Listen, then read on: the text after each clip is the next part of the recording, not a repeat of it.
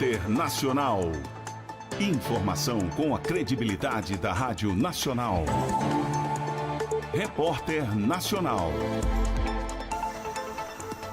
Olá, muito bom dia a todos. São 7h30 da manhã aqui em Brasília.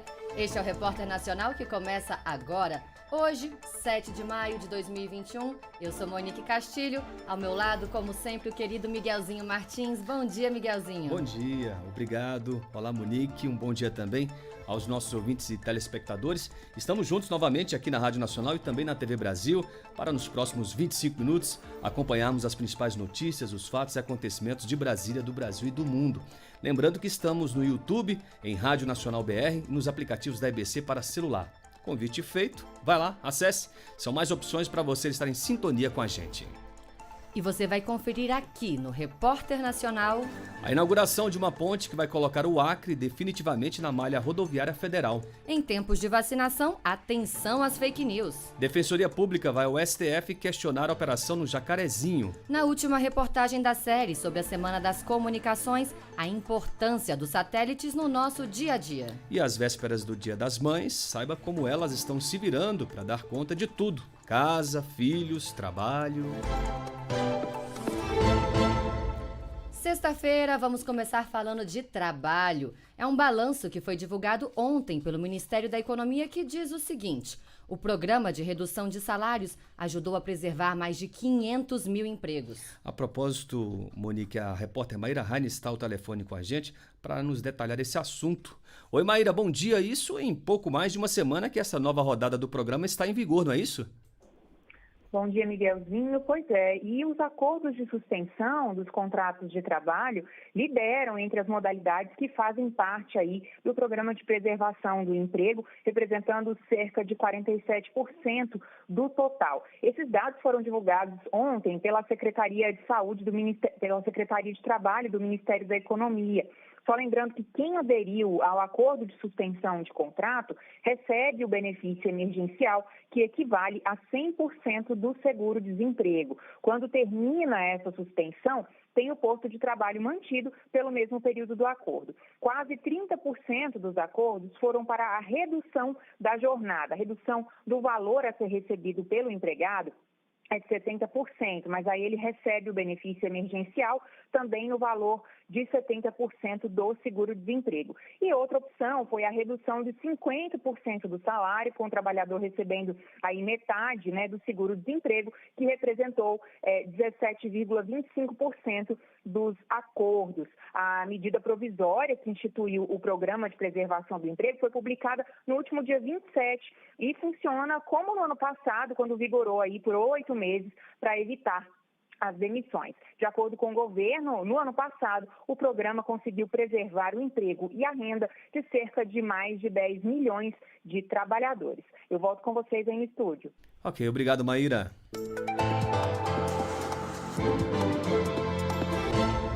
Ontem a gente falou que o Supremo Tribunal Federal estava analisando a validade do prazo de patentes, não é? Então, vamos à decisão. Por 9 votos a 2, foi considerado inconstitucional um dispositivo da lei que permite a extensão do prazo de exclusividade de patentes no caso de demora na análise para autorização. E ela vale para registros de produtos farmacêuticos, equipamentos e materiais de saúde utilizados para combater a pandemia de Covid-19. Mas o julgamento ainda não terminou. É que os ministros precisam determinar o alcance do que ficou resolvido. De acordo com o relator do caso, o ministro Dias Toffoli, 90% das patentes que estão em vigor devem ser mantidas e foram estendidas pela norma. Repórter Nacional. Agora vamos falar sobre vacinas. O Ministério da Saúde garantiu 6 bilhões de reais para a compra de 100 milhões de doses da Pfizer. E elas já começaram a chegar. A gente até falou sobre isso esta semana. 500 mil doses já foram distribuídas nos últimos dias e na segunda-feira um novo lote com 1 milhão e 100 mil doses vai começar a chegar aos estados. Miguelzinho, e ontem teve distribuição de mais uma remessa da Coronavac. Aí a gente fica pensando, as vacinas chegando, a campanha de imunização acontecendo, mas tem gente que não quer se vacinar, ainda tem dúvidas ou acredita em fake news. O repórter Nelson Lim traz algumas informações para a gente sobre uma pesquisa que fala exatamente sobre esse assunto. Apesar da campanha de vacinação contra a Covid-19 em curso no país, há ainda aqueles que não pretendem se vacinar ou estão em dúvida.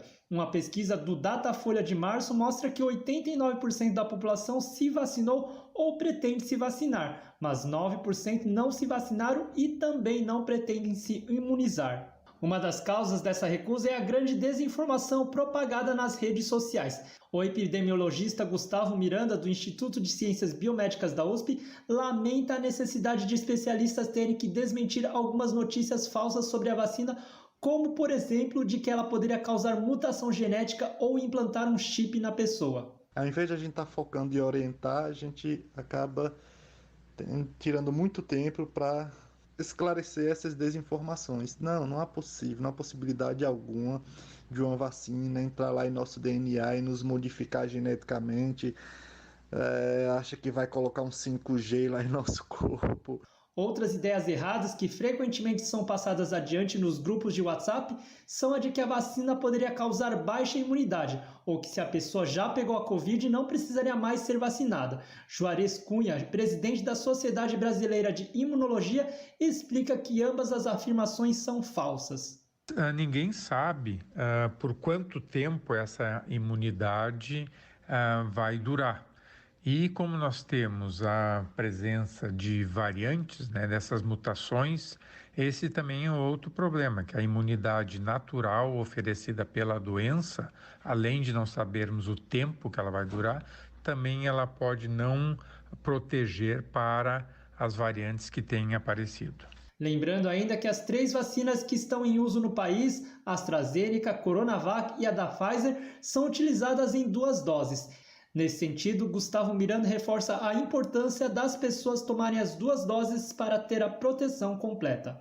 O que é que pode acontecer se não tiver as 2 doses? A proteção vai ser menor, não vai ser o que nós esperamos. A pessoa pode pegar o vírus mesmo não desenvolvendo, pode passar para outra pessoa, vai estar muito mais suscetível a desenvolver a doença. Então, assim, a gente precisa ter as 2 doses. Dessa forma, o consenso dos especialistas é para que as pessoas não acreditem em notícias falsas que deslegitimam as vacinas e que é importante que todos se vacinem quando chegar a sua vez. Com produção de Michele Moreira, da Rádio Nacional em São Paulo, Nelson Lima. E a gente lembra aqui que até o momento são mais de 46 milhões e meio de doses aplicadas, incluindo aí a primeira e a segunda. E que o ministro da Saúde, Marcelo Queiroga, ontem na CPI da pandemia, disse que é preciso fortalecer a produção de insumos para que não fiquemos reféns da importação do IFA, por exemplo, que é fundamental na produção de vacinas. Ele também disse que o combate à pandemia depende da união de esforços. Repórter Nacional. Vamos até Paris agora com as notícias internacionais diretamente da Rádio França Internacional. E quem está com a gente é a Adriana Brandão, que conta tudo o que está acontecendo no mundo. Bonjour, Adriana, ça va? Bonjour, Monique. Bonjour a todos os ouvintes e telespectadores do Repórter Nacional. Ça va très bien aqui na França.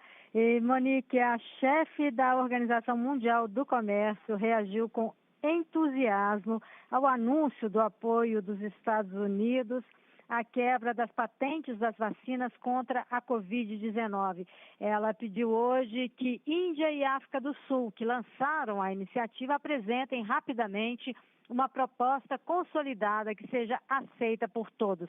A ideia, que visa acelerar a produção e a distribuição dos imunizantes no mundo, suscita desde ontem a adesão de várias nações, mas encontra uma forte resistência dos laboratórios farmacêuticos.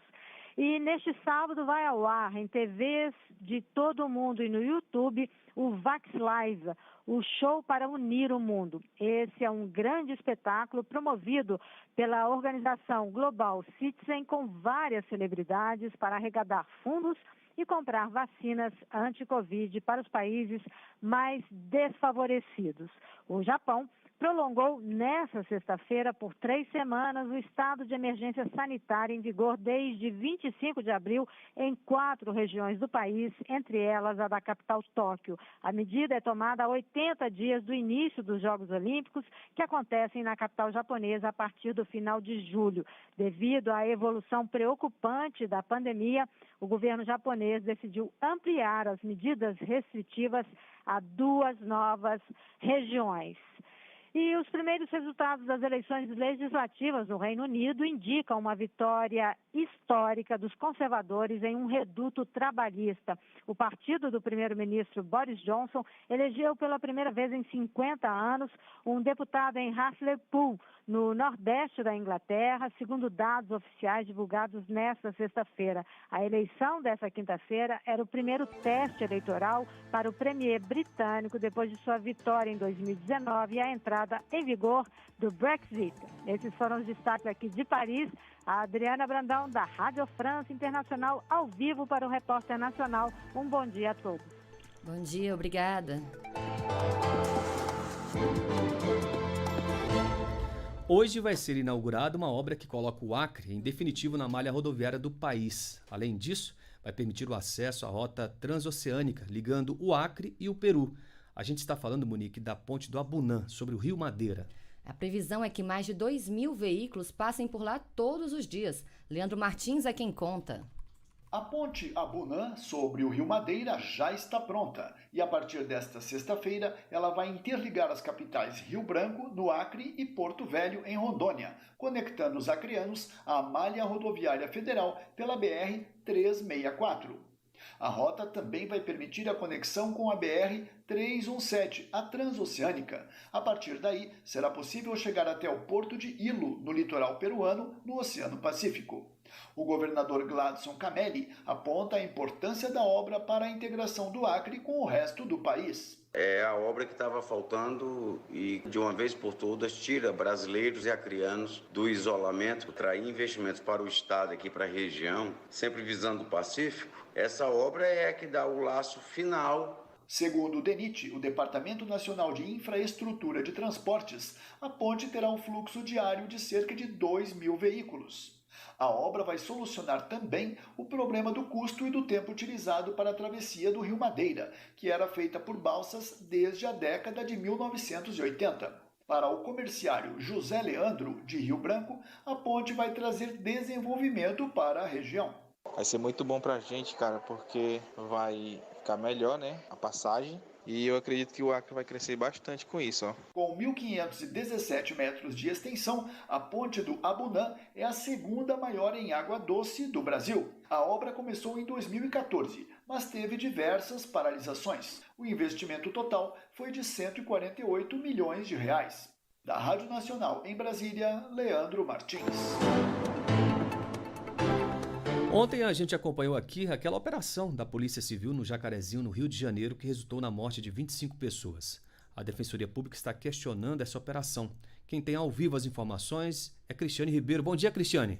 Bom dia aos nossos ouvintes. Isso mesmo, a Defensoria Pública do Rio de Janeiro vai encaminhar ao Supremo Tribunal Federal um pedido de investigação para saber se a operação da Polícia Civil na comunidade do Jacarezinho, nesta quinta-feira, descumpriu a decisão do ministro Edson Fachin, que proíbe operações policiais em comunidades do Rio durante a pandemia, a não ser que haja uma justificativa. Após a repercussão da ação policial, Fachin determinou que sua decisão seja apreciada no plenário do STF, o que deve acontecer a partir do próximo dia 21. A Defensoria vai solicitar ainda a instauração de um observatório da sociedade civil para monitorar as medidas cautelares determinadas. E o Ministério Público apura as denúncias de abuso policial durante a operação, que foram encaminhadas por moradores. A seccional fluminense da OAB também cobra uma investigação rigorosa. E desde o início desta manhã, a segurança nas entradas da comunidade está reforçada pela Polícia Militar. Segue você no estúdio. Ok, obrigado, Cristiane. Especial Conecta. Rádio, TV, telefone, GPS, internet. Sabe o que eles têm em comum? eles só funcionam devido à transmissão via satélite. Isso mesmo, os satélites estão mais perto do nosso dia a dia do que a gente imagina. Fechando a Semana Nacional das Comunicações, aqui no nosso Repórter Nacional, a gente confere a reportagem de Manuela Castro. Os satélites não são apenas importantes para as telecomunicações, são essenciais. Sem eles, você não estaria acompanhando essa reportagem agora. Esses equipamentos são os responsáveis pela transmissão do sinal de rádio, televisão e telefone, além da comunicação entre aviões e navios por todo o mundo. Os satélites também possibilitam o uso do GPS, hoje tão comum nos nossos telefones celulares e na vida da Suzete Galdino, que é motorista de aplicativo. Para esse tipo de profissão é essencial, porque possibilita que você encontre o passageiro te encontre e você faça o melhor trajeto naquela viagem que ele pretende fazer. O Brasil faz parte do seleto grupo de países que contam com o próprio satélite. É o chamado Satélite Geoestacionário de Defesa e Comunicações, lançado em 2017. No espaço, o equipamento recebe o sinal de comunicação, o amplifica e o envia de volta à Terra. Esse sinal atinge todo o território do país e a parte do Oceano Atlântico conhecida como Amazônia Azul. O satélite trouxe mais autonomia e segurança para as telecomunicações no Brasil, permitiu a implantação de internet banda larga em áreas rurais e de floresta, como na Amazônia, e também representou economia, já que antes o país tinha que alugar equipamentos privados. Apesar de parecer algo tão distante, a 36 mil quilômetros da Terra, o satélite está bem próximo da nossa realidade, como destaca o professor do Departamento de Engenharia Mecânica da Universidade de Brasília, Hugo Dias. Eles são equipamentos que certamente nós não conseguiríamos nos comunicar atualmente sem eles. Todo mundo que está conectado na internet, por algum momento, passa as suas informações por satélite. Por quê? Porque quem tem um celular hoje em dia, para se localizar, utiliza informações de satélite.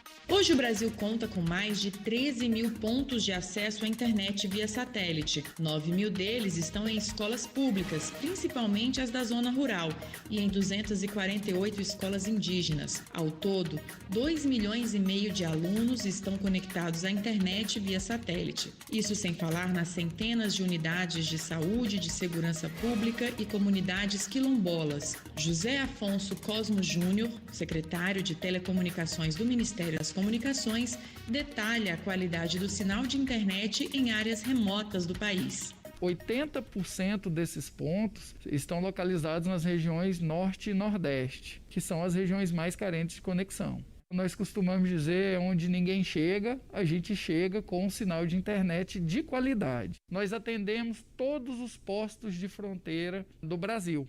Em lugar que só se chega de helicóptero, tem lá uma comunicação possível por conta do satélite. Em 2019, graças à internet via satélite, as comunicações salvaram vidas na tragédia do rompimento da barragem de Brumadinho, em Minas Gerais. Em menos de 24 horas, antenas de transmissão foram instaladas e as equipes de resgate puderam se comunicar para encontrar pessoas no meio da lama e dos escombros. Com sonoplastia de José Maria Pardal, da TV Brasil em Brasília para a Rádio Nacional, Manuela Castro.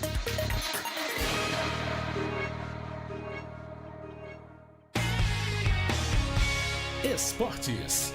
Bruno Mendes é quem chega com as informações. E vamos começar pela Taça Libertadores da América, jogando no Equador. O Fluminense empatou com o Júnior de Barranquilla da Colômbia em 1-1. Copa Sul-Americana, fase de grupos, o Grêmio goleou o Aragua da Venezuela por 8-0. O Atlético Goianiense foi até o Paraguai e venceu o Libertad por 2-1. O Corinthians foi até o Peru e venceu o Huancayo por 3-0. O Campeonato Paulista, o Palmeiras venceu o Santos por 3-2. Liga Europa, o Vídea Real empatou com o Arsenal em 0-0 e está na decisão do campeonato. A Roma venceu o Manchester United da Inglaterra por 3-2, mas está fora da decisão. Portanto, Vídea Real da Espanha e Manchester United da Inglaterra farão a decisão da Liga Europa. Vamos falar agora dos principais jogos nesse fim de semana.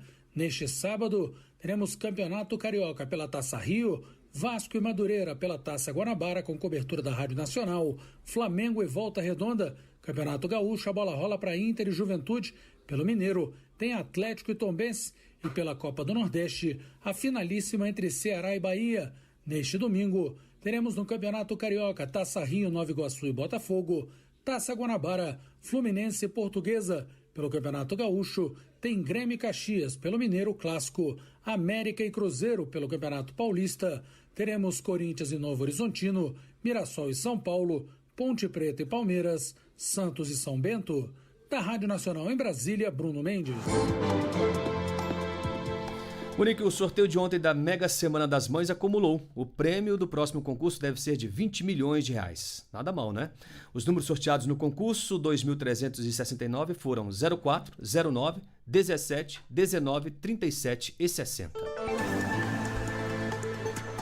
Perder noites de sono, amamentar, dar colo, acalmar. Essas são só alguns dos papéis, né, das mães, porque a lista, na verdade, é imensa, viu? E precisa se virar nos 30 para dar conta de muita coisa ao mesmo tempo. Pois é, Monique, ser mãe nunca foi fácil, mas nesses tempos de pandemia essa missão se tornou ainda mais desafiadora. É que muitas acabaram aderindo ao home office e conciliar o trabalho com os cuidados da criança tem sido bem cansativo. Verdade, como tem. Mas olha, além de comemorar o Dia das Mães neste domingo com presentes, homenagens e muito carinho, é claro, né? Precisamos lembrar da importância da conscientização dos pais.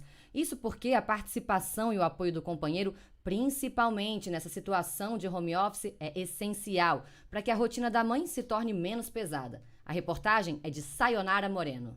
A pequena Maitê, de 10 meses, nasceu na capital do país em meio à pandemia de coronavírus. Filha da servidora pública Flávia Silva, ainda não tem ideia das mudanças que trouxe na vida da mãe. Mas não bastou a maternidade para mudar a vida de Flávia. Com a pandemia, veio a realidade do trabalho em casa, o chamado home office. O marido trabalha fora e, com o fim da licença maternidade há 4 meses, Flávia perdeu o cargo de confiança que ocupava. Agora, ela tenta equilibrar a vida de mãe, servidora e dona de casa, tudo no mesmo espaço. Eu estou exausta. Confesso que a minha produção em home office é 5% do que eu faria estando no trabalho ou antes de engravidar, porque ela demanda muito de mim. Assim, a gente senta para fazer qualquer coisa do trabalho, lá vem um ser humaninho para baixo da mesa, que gruda na nossa perna e grita mamã, mamã. Minha rotina é bem pesada em relação à minha filha. A realidade de Flávia reflete a importância tanto do trabalho produtivo quanto do reprodutivo. Segundo a psicóloga e professora do Departamento de Psicologia Clínica da Universidade de Brasília, Carla Antloga, é preciso exercer o trabalho reprodutivo de alimentar e cuidar das crianças, o que, na visão da especialista, gera uma sobrecarga nas mulheres, até mesmo nas que têm suporte. Quando a gente fala de sobrecarga, é muito importante entender que a gente não está falando só de uma sobrecarga física, a gente está falando de uma sobrecarga psíquica, de uma sobrecarga cognitiva, porque não é só fazer o trabalho, é a gestão de todo o trabalho. Para a especialista Carla Antloga, que estuda o trabalho feminino, o papel de uma rede de apoio é imprescindível na vida das mães em home office, mas destaca que a atuação dos companheiros como pais das crianças não é rede de apoio, é papel social. Para muitas mulheres que convivem com os pais das crianças ou parente que ajuda, a rotina se torna menos pesada, e isso quando o papel é realmente exercido, principalmente pelo pai. A sensação que eu tenho é essa, assim, de sobrecarga mesmo mental, de estar tudo junto. Meu esposo, ele não me ajuda, ele é pai junto comigo. Eu sei que essa não é a realidade da maioria das mães, mas o meu marido, graças a Deus, ele me dá um suporte extraordinário. Eu vejo que ele tem se esforçado muito também em ter que encaixar aqui as demandas dele na rotina do bebê. O trabalho é da mãe, o trabalho é bem machista. E o pai só vem para brincar de vez em quando. Depois que ele faz as coisas dele, assiste TV, terrível, porque ele não precisa ajudar, ele precisa participar, né? Um estudo da Comissão Econômica para a América Latina e o Caribe das Nações Unidas aponta que a pandemia regrediu em 10 anos a participação das mulheres no mercado de trabalho na América Latina. O relatório aponta que em 2020, 118 milhões de mulheres estavam em situação de pobreza como reflexo do aumento do desemprego e da sobrecarga de trabalho doméstico, que chega a ser 3 vezes maior que dos homens. A ONU afirma também que a sobrecarga aumentada durante a pandemia afetou bem mais a saúde mental das mulheres do que dos homens. Da Rádio Nacional em Brasília, repórter e mãe em home office, Sayonara Moreno.